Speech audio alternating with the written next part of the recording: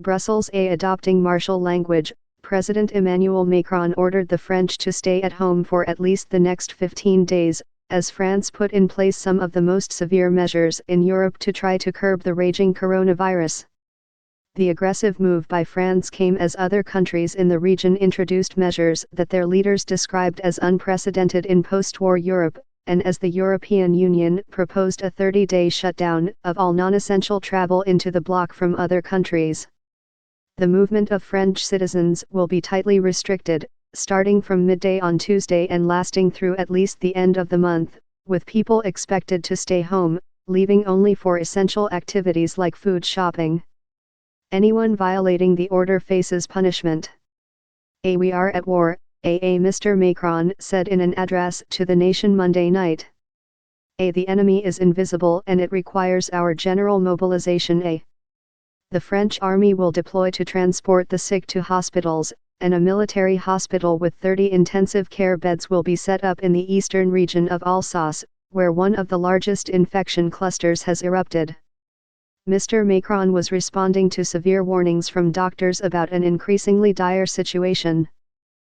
Copyright Army Salomon, a top official at France's health ministry, told France Inter Radio on Monday that the situation in France was deteriorating very quickly.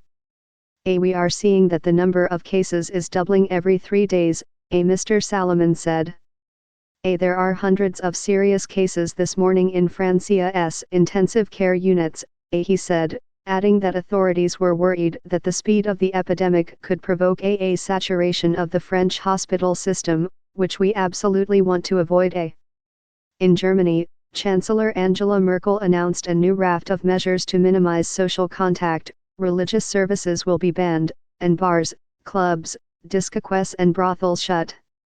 Restaurants will be allowed to open but only until 6 p.m., with wide spacing among diners, and hotels are being asked not to accept tourists. Schools across Germany were preparing for a prolonged shutdown. Even if some criticized Germany's response as slow, Ms. Merkel said that the measures were wide-reaching and an infringement on personal freedoms implemented only reluctantly.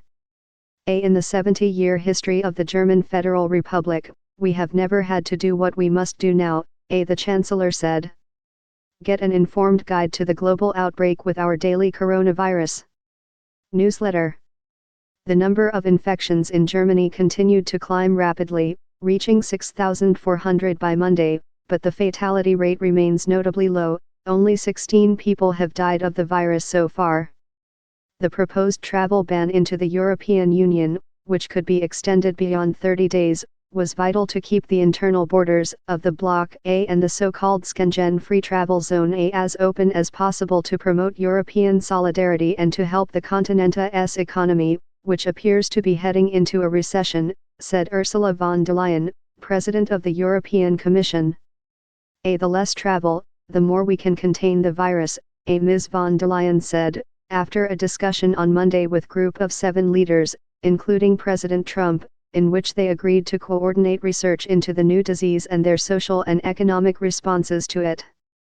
The travel ban must be approved by the 27 member states, but Ms. von der Leyen said that there was strong support for the proposal, which will be decided on by the leaders of the bloc on Tuesday in a teleconference.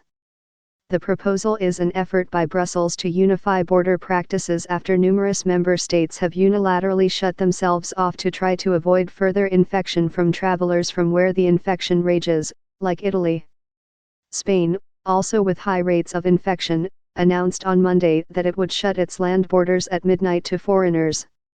In emergencies, member states are allowed to introduce border controls. By late Monday, Spain had about 9,200 cases and 330 dead, which is the worst toll in Europe after Italy. Half of the Spanish cases are in the Madrid region. Austria, which has banned citizens from numerous European countries from entering, has taken one of the toughest stances in Europe, banning gatherings of more than 5 people and imposing steep fines for those disobeying a far-reaching curfew. France had already closed schools, cafes, restaurants and non-food shops, as well as Paris parks. But the French government was taken aback by the casualness with which the French, and particularly Parisians, greeted the earlier restrictions on Sunday. The parks were full and there were crowds along the embankments and at the outdoor markets and pushing into bakeries and small food shops. There was something shocking about it, Hervé Copyright Bourvil, a legislator who is close to Mr. Macron, said in a telephone interview Monday. The French are not respecting the security warnings, he said. People are not following social distancing. He said that it was a shock in Gaza that people were ignoring health professionals and the advice coming from the highest levels of government. So Mr. Macron tried to convey the urgency of the need to follow the order to stay home or else. Any violation of these rules will be penalized, he said in Monday's speech. The French Interior Minister, Christophe Castaner, said those caught outside without a valid reason would be fined. But in addition to his stern warning to stay inside, Mr. Macron also promised support for the French economy and French wage earners, saying utility bills and rent would be suspended, so would his vaunted economic reforms. And he promised, no business will be allowed to fail. Given the movement restrictions, he also announced that a second round of local elections, scheduled for March 22, would be postponed. I know what I am asking of you is unprecedented, but circumstances demand it, Mr. Macron said. Italy, Europe's hardest-hit country, on Monday adopted emergency economic measures worth €25 billion, or about $28 billion, to help protect the economy, as the number of cases jumped by 2,470 to 27,980 and deaths increased by 349, to 2,158.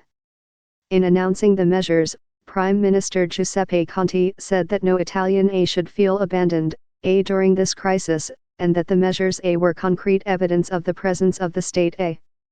Funds were being made available to postpone mortgage, loan and tax payments, and to help economic sectors hardest hit by the outbreak.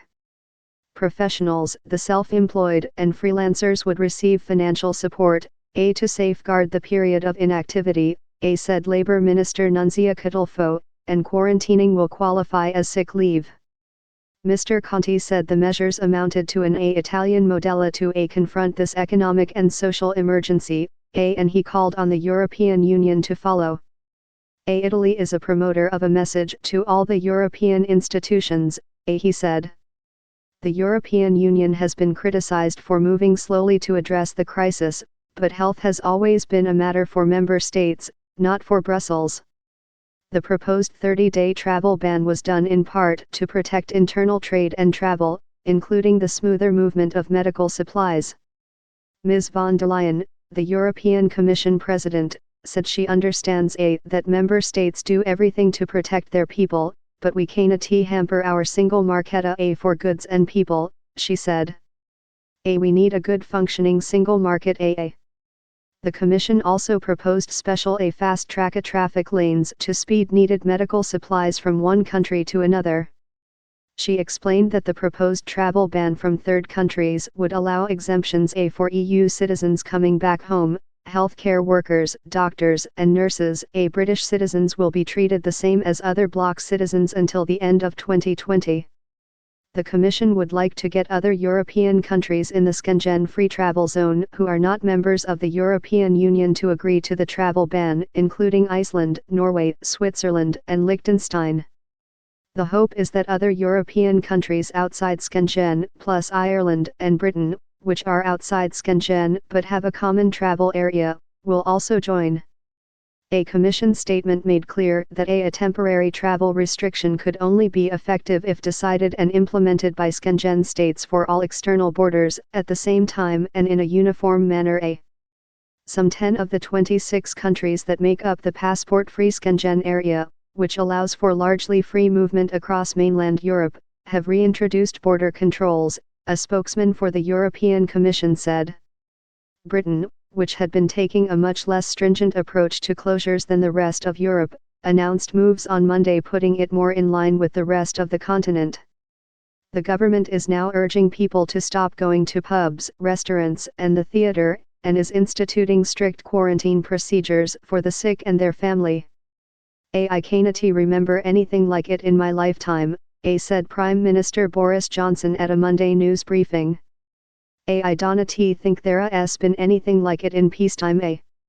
Reporting was contributed by Martina Steves-Gridneff and Monica Pronchuk in Brussels, Adam Nossiter in Paris, Mark Landler in London, Katrin Benhold and Melissa Eddy in Berlin, Rafael Minder in Madrid, Eliane Peltier in Barcelona, and Elisabetta Povoledo in Rome.